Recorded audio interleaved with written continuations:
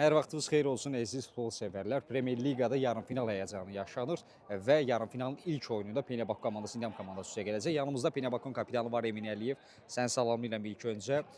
Və ilk öncə sənə turnu ilə bağlı sual vermək istəyirəm. Premyer Liqanın 2025-26 mövsümü səncə necə keçsin? Müqayisə eləyəndə yəni keçən mövsümlə bu mövsüm daha maraqlıdır. Doğrudan da, yəni hər bir tərəfdən də çempionatın aparması baxımından, hakimlərlə baxımından, plus da komandaların səviyyəsi baxımından, yəni çox fərqlidir. Və hal-hazırda mən deyim ki, yəni Bakı şəhərində, yəni çempionatlara baxanda hal-hazırda Premyer Liqa ikinci yerdədir mənim üçün. Yəni Far Liqadan sonra hal-hazırda bütün hər bir baxımdan, yəni ikinci yerdədir. Həm maraq baxımından, həm təqdimat baxımından, eyni zamanda oyunların azartı baxımından. Bəs indi yarımfinala qədər gəlib çatmısınız. Yarımfinalda bizi nə gözləyir? Ümumiyyətlə finalda bizi nə gözləyir? Hal-hazırda komandanın əhval-ruhiyyəsi necədir?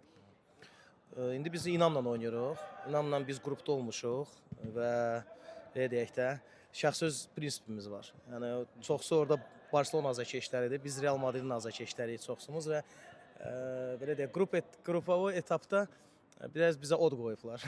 Açıq deyə. İndi ona görə mənim fikrimcə bugünkü oyun çox, yəni maraqlı olacaqdır.